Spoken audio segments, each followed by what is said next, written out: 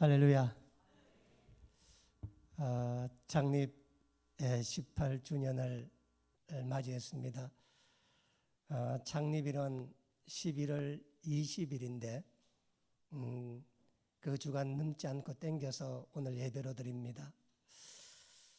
우리 베델이 구미 선산 고아에 있다가 이곳으로 왔는 때가 언제냐면은 2000년 3월 16일 날 제가 옛날 우리 구기도원 그 땅 계약을 한 날이 등기가 난 날이 계약은 2000년 2월 16일 날인가요? 그때 계약을 했고 등기가 3월 달에 났습니다. 그리고 2000년 5월 13일 날 선산고아에서 이리로 완전히 이사를 와서 첫 예배를 드렸던 날이 2000년 5월 13일이었습니다. 당시에 제 나이가 만으로 30살이었습니다. 제 아내 천원장이 26살이었습니다. 우리 동훈이가 99년 3월 16일생이니까 이제 갓 도를 넘겼을 때였습니다. 지금은 여기 올라오면 센터도 있고 교회도 있고 번듯한 집들도 많이 있잖아요. 24년 전에 이곳은 정말 바람과 구름과 산과 황량함 그거 외에 아무것도 없었습니다. 지금 생각하면 그 젊은 시절에 어떻게 여기 왔을까 생각을 참 많이 합니다. 다시 돌아간다면 그 30살의 나이에 이 산에 올라왔을까 라는 생각도 합니다. 지금은 큰 길이 나 있지만 예전에 20년 전에는 지금 우리가 저수지 옆으로 오는 포장된 도로 있잖아요.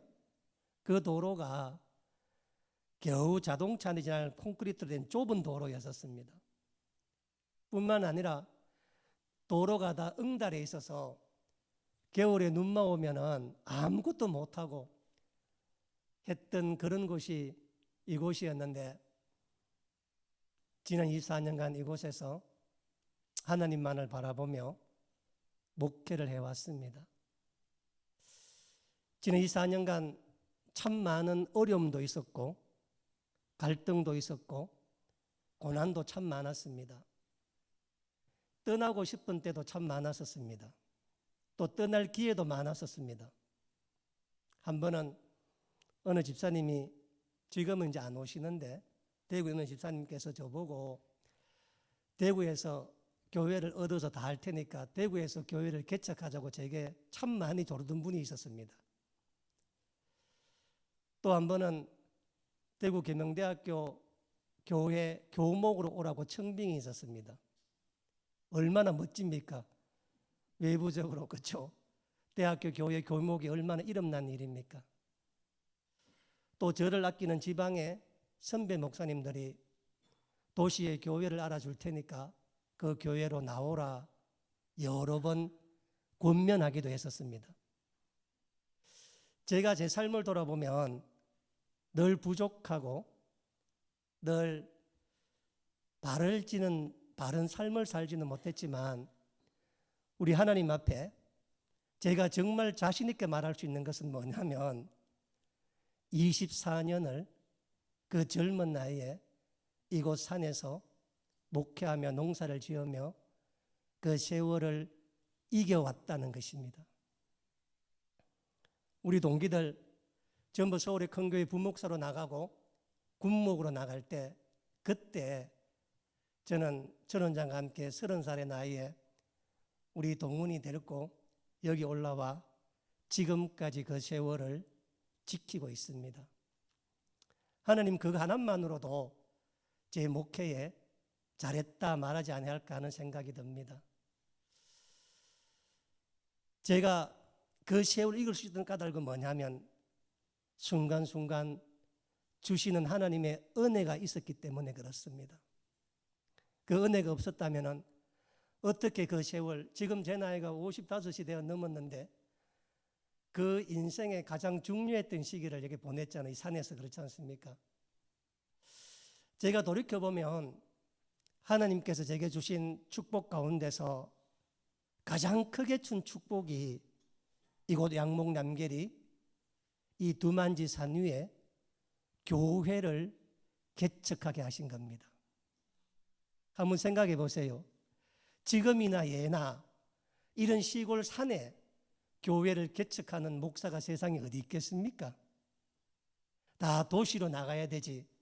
여기에서 개척한다는 것 자체가 사실은 말이 안 되는 이야기입니다. 사실 저도 죽어도 여위에서 교회를 개척할 마음 하나도 없었습니다. 2000년 5월 13일 날 이곳에 오고 난 다음에 저는 북삼에 있는 소망성결교회에 전도사로 가 있었습니다. 그리고 난 다음에 통합적 구미 시민교회 정영아 목사님께서 저보고 침례교회에서 목사 안수 받지 말고 대구 경북에서 목회하려면 통합적 교단에서 목사 안수를 받아야 된다. 그래서 정영아 목사님이 하도 강건으로 해서 제가 구민 시민교회에서 목사 안수를 받기 위해서 신대원 들어갈 준비를 하던 그때였었습니다. 그때 우리 원로원자님과 우리 가족들은 구미 침례교회에 다닐 때였고 그럴 때였는데 그때 우리 베들 공동체에 우리 가족 외에 두 가정이 더 있었습니다. 한 사람은 경북 상주에서 오셨던 정재선 집사님이라고 아마 옛날 분 다 아실 겁니다. 지금은 소천하셨는데 그 정재선 집사님이 월남전에 참여했다가 고엽제 맞고 해서 간경화, 근데 그분 때마더라도 국가의 유공자로 인정 안 될 때였었습니다. 그래서 간경화 이 간암으로 인해서 이곳에 와 있었고 고등학교 2학년 때 근육암이 걸려서 온 배에 고등학교 2학년 된 여자애가 배가 남삼처럼 돼 있어서 보는 사람마다 애를 언제 놓나 하고 하던 우리 현정이가 있었습니다. 물론 동우 집사님도 그때 있었습니다. 그런데 하루는 한 2005년쯤 됐던 것 같아요. 정 집사님과 현정이가 내게 오더니 제가 전도사 때였는데 전사님 꼭 한 가지 드리고 싶은 말씀이 있대요. 그게 뭐냐고 물었더니 정재든 지사님은 몸이 불편하고 현정이도 몸이 불편한데 구미 침례교회 가서 예배를 드리니까 오가는 길이 너무 힘들다고 예배를 마치고 나서도 좀 누워야 되는데 그 교회에 누울 수가 없잖아요. 그렇죠? 그러다 보니까 교회를 한 번씩 주일날 교회를 빠지는 겁니다. 그래서 하나님 앞에 마음이 극하다면서 나보고 하는 말이 제발 이곳에서 주일 예배를 드리면 안 되겠느냐 하고 이제 그런 부탁을 제게 하셨습니다. 그래서 그 말을 듣고 주일 예배를 못 가는 성도가 있는데 어떻게 예배 안 드릴 수 있겠는가 해서 상의해서 그래서 이곳 이 산 위에서 교회를 개척하기로 한 것입니다. 개척 날짜를 잡는데 우리 주보를 보면 2005년 3월 29일로 나와 있잖아요. 그렇죠? 우리 위에 항상 보면 적어 놨잖아요. 그렇죠? 왜 제가 2005년 날 그런데 그해 3월 29일 날에 제가 개척일을 잡았냐 하면은 3월 29일이 종려주일입니다. 2005년 3월 29일이 종려주일인데 제가 아무리 생각해도 이 산 위에서 개척하는 것은 미친 짓인 것 같아요. 내가 아무리 생각해봐도 답이 없는 것 같아요. 답이 없는 것 같아. 그런데 그런 마음이 들었는데 그런 마음이 들더라고요. 예수님께서 예루살렘 성에 마지막 올라가시는데 벳박에 매여 있는 나귀 새끼를 타시는데 그 나귀가 새끼가 사람을 한 번도 태워보지 않은 나귀입니다.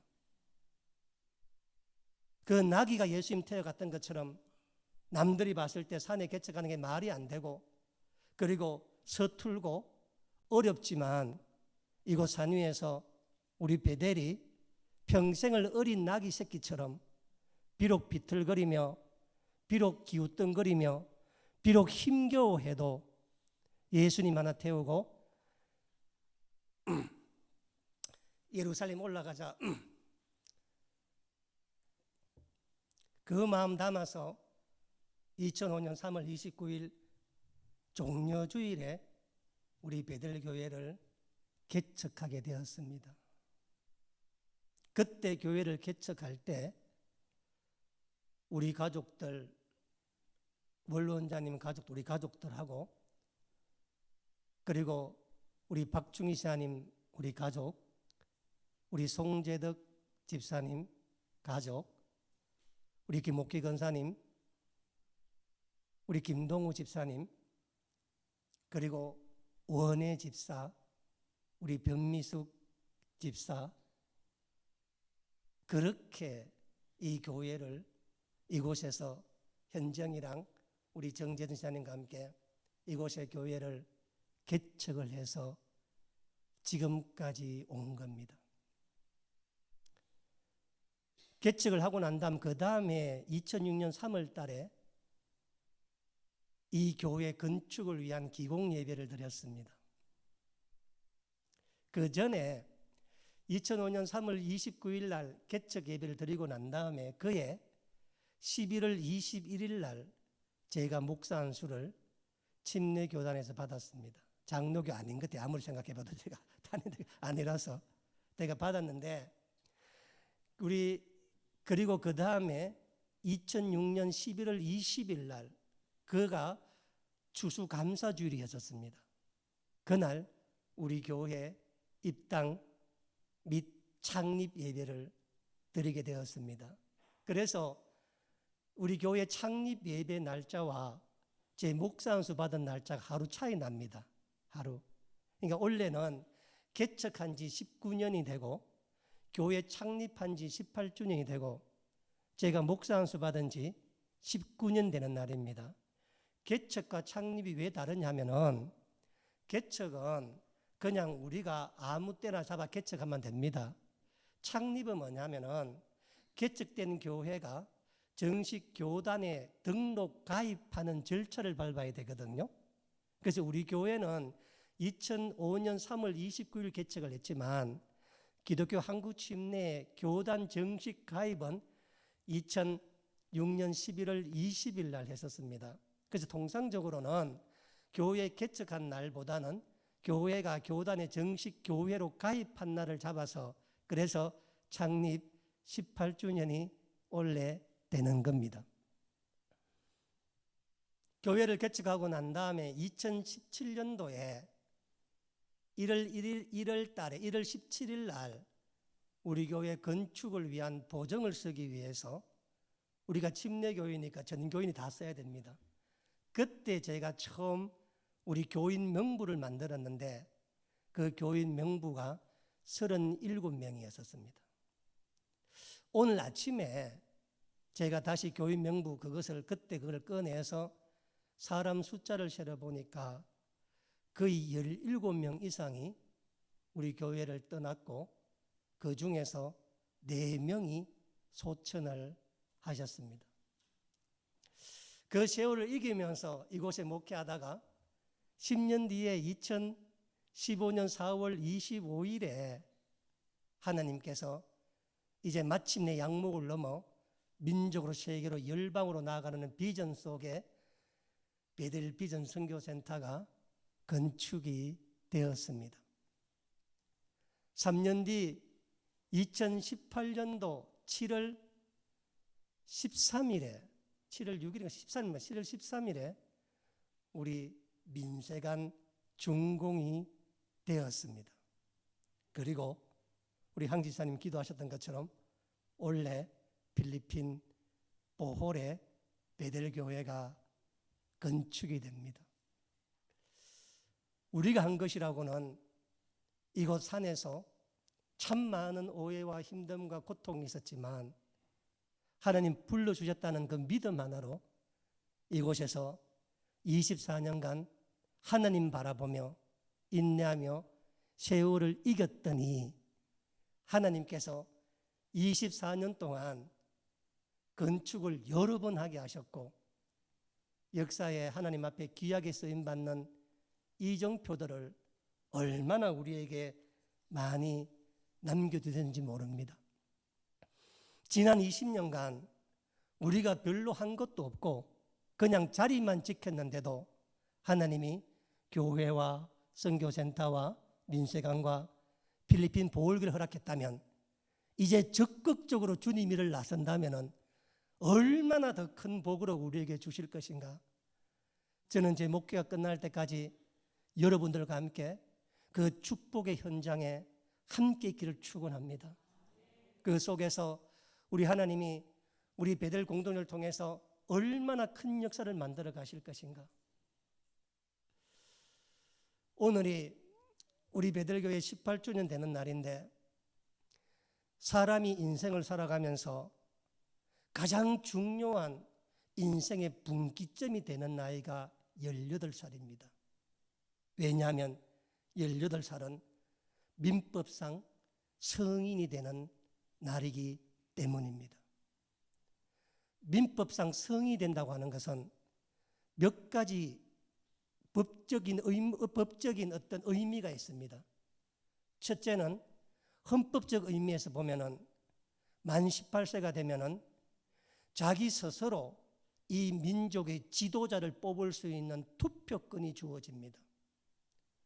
투표권이 주어진다는 말은 뭐냐면은 자기 판단으로 이 나라가 어떻게 이끌어갈 것인가에 대한 고민을 하는 나이가 되었다는 것입니다. 두 번째는 민법상으로 계약을 체결할 수 있고 계약을 취소할 수 있는 권한을 줍니다. 무슨 말이냐면은 그 전에는 부모나 보호자의 동의하에 뭔가를 해야 돼요. 그러나 만 18세가 넘으면은 계약을 내 마음대로 할 수 있습니다. 부동산도 내 마음대로 살 수 있고 자동차도 내 마음대로 살 수 있고 은행 대출도 내 마음대로 할 수 있고 핸드폰도 내 마음대로 할 수가 있고 부모가 내게 맺었던 다른 사람이 내게 맺었던 어떤 계약도 누구의 동의나 누구의 보호 없이 내가 취소할 수 있는 법률적 권한이 가지는 게 18세 성인입니다. 그런데 우리나라에서는 18세는 법률상 성인이지만은 청소년법에 의해서 18세까지 청소년으로 되어 있습니다. 그래서 만이 아니라 횟수로 19세가 되는 1월 1일부터 우리는 모든 이 청소년법에서 제외되어서 완전 성인이 돼요. 그러면 왜 청소년이 18세까지 묶어두었는가? 이유는 한 가지뿐입니다. 친권 때문에 그렇습니다. 무슨 얘기냐면은 만약 부모가 이혼을 할 경우가 생기면은 그때 우리나라 민법에 부모의 친권으로 18세까지 자녀에게 양육에 대한 책임을 진답니다. 18세까지. 그래서 18세까지 부모가 이혼을 하면 법원에서 아이를 누가 맡을 것인가 아니면 어떻게 위자료를 줄 것인가 그걸 18세까지 한대요. 19세 넘으면은 이제 부모의 친권이 사라진대요. 부모가 이혼을 하더라도 자식에 대한 양육권이나 교육비나 그런 것들이 사라진답니다. 그러니까 법률적 용어로는 민법상으로는 18세부터 성인이고 형법상으로는 만 14세부터 성인입니다. 형법에서 내가 죄를 지으면 촉법소년 14세가 넘으면 자기가 책임져야 되는 거예요. 자기가. 그리고 이 부모와의 친권의 관계를 보면 19세가 되는 1월 1일부터 해입니다. 1일부터 완전 성이 되는 거예요. 다시 말해서 우리 베델 교회는 18주년이 되었잖아요. 그렇죠? 그러니까 이미 민법상으로는 성년이 된 겁니다. 그리고 개척일이 2015년이니까 벌써 19년이 넘었습니다. 그러니까 우리 베델 교회는 민법이든 어떤 법이든 간에 이제 세상으로부터 완전 독립되어서 함께 설 수 있는 성인의 나이가 되었다는 것입니다. 성경에서는 성인의 나이를 몇 살로 두고 있는가? 그 기록을 보려면은 하나님께서 인구조사한 것을 보면 알 수 있습니다. 신구약 성경에 인구조사가 7번 정도 나오거든요. 하나님이 명령한 인구조사도 있고, 다윗 왕이 자기 마음대로 한 인구조사도 있고, 그리고 로마 황제가 호적 때문에 인구조사한 것도 있고, 이렇게 저렇게 전체 7번이 나오는데, 그 중에서 하나님께서 명령한 인구조사는 단 2번뿐입니다. 민수기 1장과 민수기 26장에 2번 인구조사가 나오거든요. 그런데 하나님께서는 분명하게 인구조사의 나이와 목적을 민수기 1장과 26장에 동일하게 딱 정해놨습니다. 만 20세 이상의 남자로서 전쟁에 능히 나가 싸울 수 있는 사람을 성인이라 이야기합니다. 그리고 그 사람들에게 가나안 땅을 분배해 주거든요. 그 사람들에게. 그래서 우리 개척 날짜로 보면 우리 교회가 2005년 3월 29일 개척했으니까 2025년 3월 29일 이제 5개월도 안 남았습니다. 이제. 그러면 우리는 하나님께서도 원하시는 우리 교회가 만 20세 교회가 된다는 겁니다. 그런데 하나님께서 만 20세 이상부터는 반드시 나가서 싸워야 한다고 이야기합니다. 반드시 세상에 나가서 영적으로 이제 20세 전까지는 집에 있고 양을 치고 그렇게 하지만 20살이 넘으면은 영적 전쟁, 민족 세계 열방으로 나가는 어느 곳에 가나 있어야 되고 집안에만 있어야 되는 것이 아닌 나이인 것입니다. 이제 우리 베델 교회도 이제 만 20세가 넘어가면서 이제 세상으로 열방으로 해야 될 일이 얼마나 많습니까? 이제 우리가 나가는 것은 우리의 의지가 아니라 우리의 생각이 아니라 하나님께서 때가 되었기 때문에 이제 우리를 영적 전쟁터에 세상의 그 전쟁터에 나가 싸우라고 우리를 보내는 때가 이제 우리 베델교회는 4, 5개월도 남지 않았습니다. 이제 우리가 영적으로 준비해야 됩니다. 동물 다큐멘터리를 보면은 흥미로운 것 중 하나가 뭐냐면 말이죠. 새들은 둥지를 이상하게도 나무 꼭대기 되게 위험한 곳에 짓거나 가까지른 절벽에다가 새 둥지를 짓습니다. 여러분, 새들도 정신이 온전한데 왜 이런 데 편안한 데 안 짓고 왜 떨어질 것 같은 그 나무 끝까지의 가지 끝에 대령도령하게 지르고 아무도 못 간 절벽 위에다가 왜 둥지를 트는지 아십니까? 물론 뱀이나 물론 그런 것 천적으로 또 보호함도 있지만 그렇지 않습니다. 그 조류학자들의 말에 의하면은 거기 짓는 이유가 뭐냐면은 새가 날기 때문이라는 것입니다. 왜냐하면은 날지 않으면 새가 아니잖아요, 그렇죠? 그래서 처음에 둥지에 어미가 먹이를 먹여줄 때는 새 입 안에다가 직접 넣어줍니다. 그렇게 주는 동물이 새 말고 없습니다. 그냥 던지주면 알아서 먹는 것이지 입에다가 넣어주는 동물이 어디 있습니까? 새는 입에다가 넣어줘요. 그러다가 둥지를 떠날 때쯤 되면은 어미새가 먹이를 물고 저 가지 가장자리에 가서 계속 부릅니다. 그러면 그것을 먹기 위해서 첫 번째 둥지를 벗어나면서 내가 있는 곳이 뭐예요? 날지 않고서는 떠날 수 없는 걸 알게 됩니다. 날지 않고서는. 또는 죽는 거예요, 그냥. 그래서 부모에게 그것을 밖에서 오다가 날개짓 하면서 날아가는 겁니다. 그래서 새들은 다 나르는 것입니다. 왜? 안 날고는 내려올 수 없는 곳에 둥지를 짓기 때문에 무조건 날아야 되는 겁니다. 죽기 때문에 그렇습니다. 이제 우리 베델교회도 이제 성년식을 치렀잖아요. 18년이 지났잖아요. 법적으로 이제 친권도 사라지고 법적으로 홀로 단독자로 하나님 앞에 서야 될 때입니다. 누가 먹이를 먹여주는 사람도 없고 누가 하는 사람도 없습니다.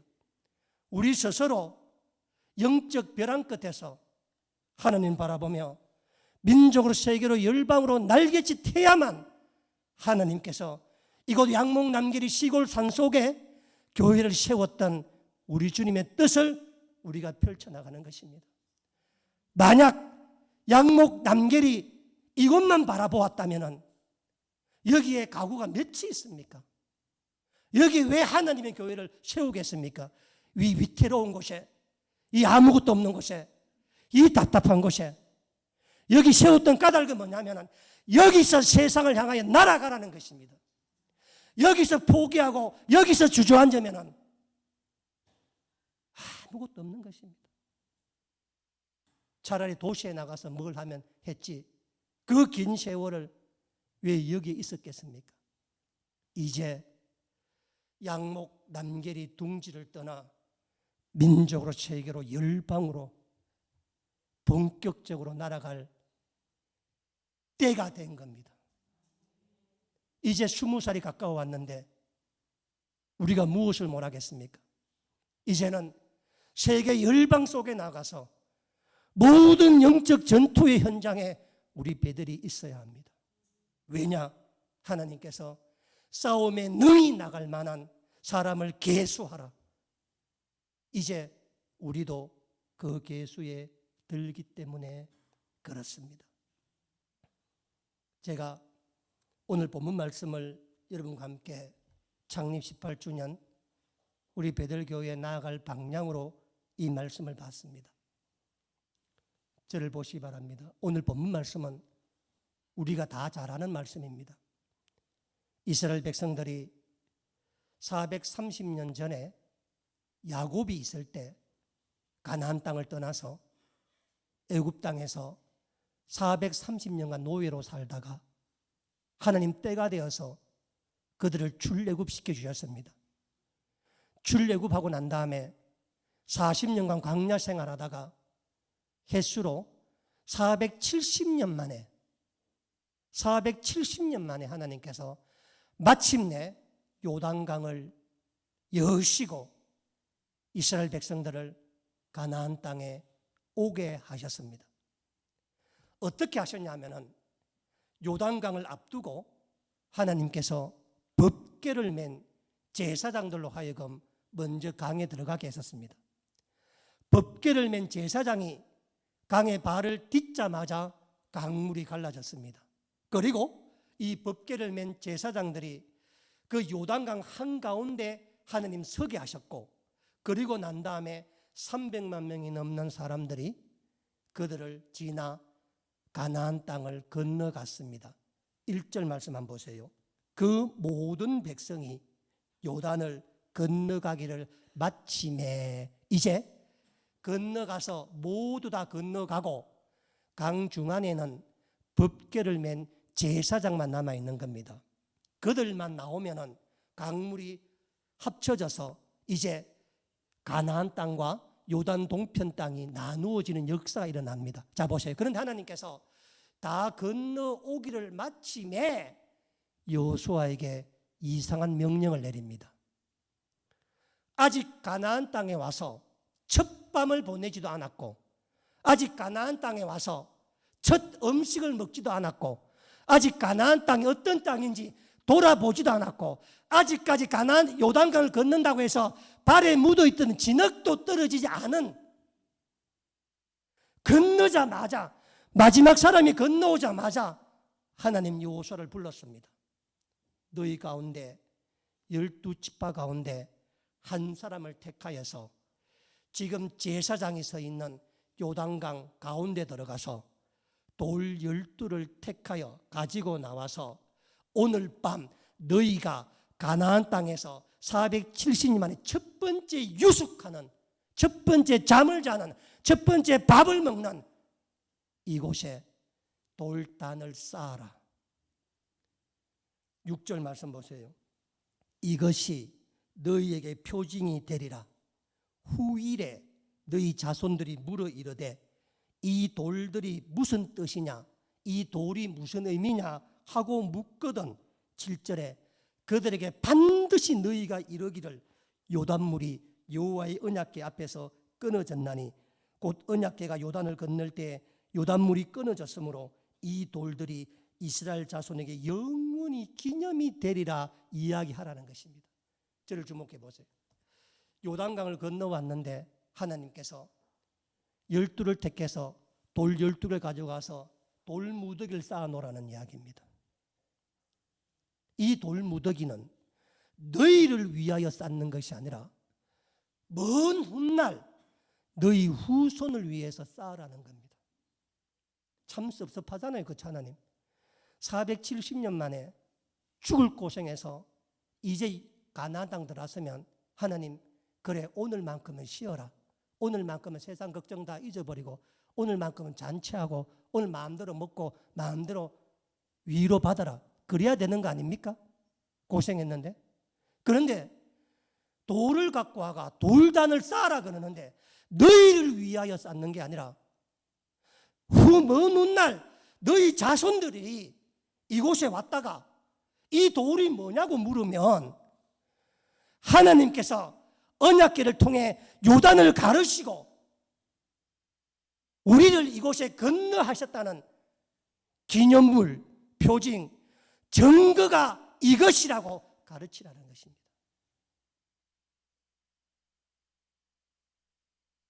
여러분, 이 말씀은 언뜻 듣기에는 후일, 먼 훗날 자손, 너희 얼굴도 모르고 이름도 모르는 너희 자손에게 전하라는 말처럼 들리지만 그렇지 않습니다. 왜냐하면 하나님께서 성경에서 자기가 행한 일 때문에 기념물을 세우라는 것은 이것뿐이에요. 자신을 위해서. 그런데 우리가 생각하면은 기념물을 세우려고 그러면은 피라미드까지 큰 걸 세워야 되잖아. 아니면 무슨 큰 신전을 세워야 되잖아. 아니면 무슨 큰 돌을 세워가 뭐 돌에다가 글을 써가지고 하나님 이렇게 딱 해야 되잖아요. 그렇죠? 주님 뭘 하는 거예요? 뭘로 기념이 세우라는 거예요? 돌로. 돌은 어디에 가도 있어요, 없어요? 특별한 게 아니야. 잘 보세요. 지금 오늘 건넜던 이스라엘 백성들은 이 돌의 의미를 알아 몰라. 알잖아, 그죠? 근저 왔으니까. 만약에 3일 뒤에 미디안 상인이 지나가다 그거 봤어, 돌을. 의미 알아 몰라? 몰라, 근데 돌이야, 돌.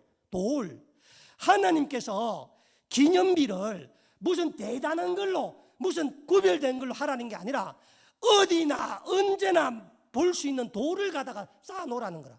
그러면 이 돌이 어디 가도 볼 수 있는 아무것도 아닌 이 돌이 하나님의 기념비가 되려면 어떻게 하라는 거예요? 너희 세대가, 내년 다가오는 모든 세대가 이 돌이 하나님의 역사였음을 말하는 거예요. 증거를 계속 하라는 거라. 너희 세대 가운데 누구 하나가 그것을 잊어버리면 뭐가 되는 거예요? 이 돌은 뭐가 되는 거예요? 그냥 돌무더기인 거라. 여러분이 세상 살아가는 거, 세상 살아가는 거 뭐고 딱 꽂잖아. 돌처럼 다 똑같아요. 돈 벌고 먹고 다 살잖아. 그런데 세상 사람들 눈에 여러분이 갖고 있는 물질이나 이런 것들이 미디안 상인 눈에도 물질이요, 이스라엘 사람들도 물질이요. 그러면 안 된다는 이야기는 하나님께서. 우리에게 있는 것은 항상 하나님이 날 구원하신 거룩한 표징과 징표가 되어야 된다는 거라. 항상.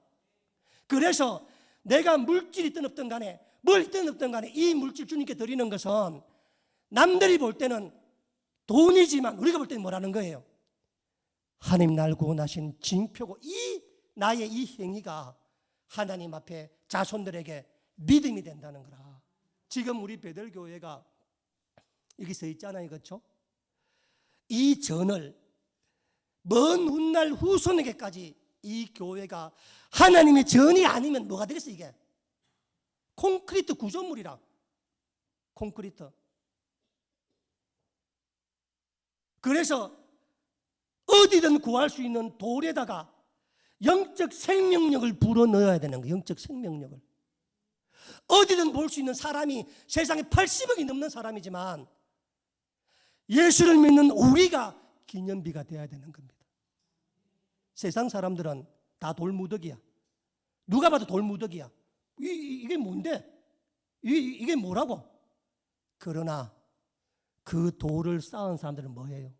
하나님께서 우리를 470년간 노예를 끊고 이 가나안 땅 주셨던 하나님의 은혜로 요단강이 갈라져 내 생명을 구했다는 언약의 징표가 되는 겁니다. 언약의 징표가. 그래서 우리가 세계 민족 열방으로 이제 나가서 짚는 작은 물질이나 기도나 땀바구니나 발걸음이 그들에게, 그들 후손에게 언약의 징표가 되는 거예요. 언약의 징표가 우리에게도 아이고 뭘 그거 갑니까? 그냥 뭐 갈 필요 없지. 아이고 꼭 그렇게 해야 됩니까? 그렇지 않습니다. 이제 먼 훗날 우리 후손들이 물을 거예요. 베들교회 18주년에 되는 날 우리가 세운 기념비가 뭘까를 물을 겁니다. 유럽 교회가 그것을 못 했기에 교회가 호텔이 되고 술집이 되고, 미국 교회가 그것을 못 했기에 동성애 합법화가 되고 다 된 겁니다. 주님 오실 때 우리 교회의 징표가 그런 것만 되면 되겠습니까? 세상이 우리 조롱해도 괜찮습니다. 세상이 뭐 신이 어딨냐 맨날 해도 괜찮습니다.